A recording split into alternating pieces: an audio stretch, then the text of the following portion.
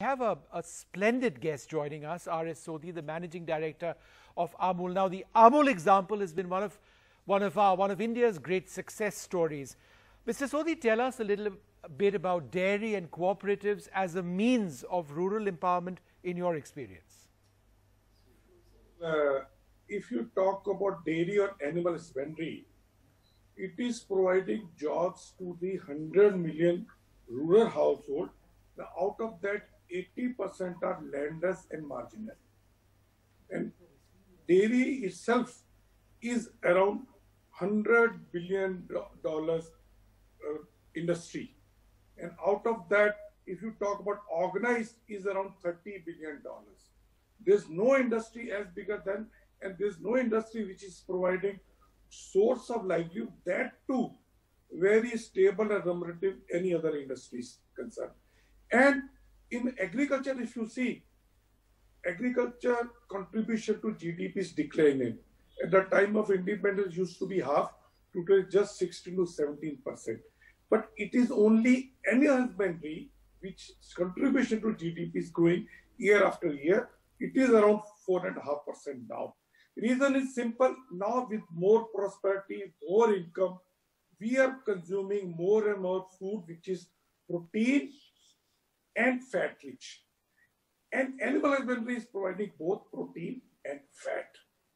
And like now you showed just now that what you are doing, Swades is doing, movement is doing, and you will see the best source of income in India where you already have got market is animal husbandry, be it dairy, poultry or fisheries. And if you see the potentiality is immense. Today we have got 135 crore people, which will be 170 crore people by 2050. So market is, so we have got 170, 1.70 billion stomach to feed. And that is the market which we have got. And that is the much food we have to grow. And let me tell you, all of us, we know that, I mean, during COVID, the one subject, one industry which everybody was talking about, food, food, food. Yeah, so I just got to say that we've been following Amul ever since it started, Mr. Kurian, and it's one of the most impressive, huge cooperative companies, organizations that have really succeeded. But tell us, you know, in your lessons that you have learned over these years, and how can NGOs also learn? How do cooperatives have to think differently from private companies? Well, I don't think when you are a cooperative or private, you can be business goals or business philosophies or business efficiency will be different. Whether you are cooperative or NGO, firstly, you have to stand on your own feet. You can't be on crutches. You can't work on subsidies. So your model has to be sustainable. Your model has to see you have got the market access. You have to see that the people involved in your model, be it a cooperative or NGO or a private, are able to sustain independently, and they can give their, they can live with dignity. So that is. And today, whether Amul is there or any other cooperative, we are fighting the world's biggest and best corporate or multinationals. And still in India, share of cooperatives are growing because simply business philosophy is different. Cooperatives or farmers, or usually cooperatives nothing but farmers or producer-owned organizations. So their business philosophy is to buy their raw material at as high price as possible and sell their finished product at such affordable prices that masses can buy it, masses can afford it, and it is diagonally opposite than any multinational or corporate. That is why in India, Amul and cooperative is growing.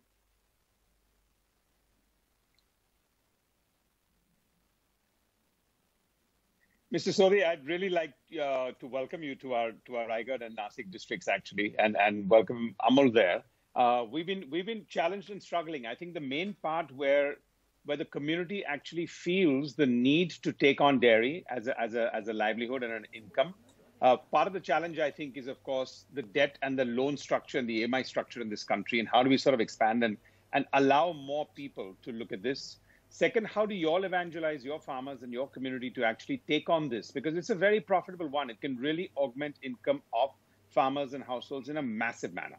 And third is we've created a chain of multiple entrepreneurs, because every 9 kilometers you need a chilling plant if you really want that milk to stay fresh. Any words of advice for us on that? Well, Ronnie, you're right. Animal husbandry or dairy is the one profession, one industry which landless or marginal farm karo. Cultivation, you should have land. But they are lucky that you are not, vulnerable to the cultivation. We don't know prices are so going up and down. And with 2 cows or buffalo, any farmer or 3, you can earn sitting in your village, just backside your home. In the housewife, ladies can do it. You can earn 3,000 to 4,000 rupees per animal. So if you got 3, you can earn 10,000 to 11,000 rupees per month sitting at home. Reason is simple, that here you have got a market access.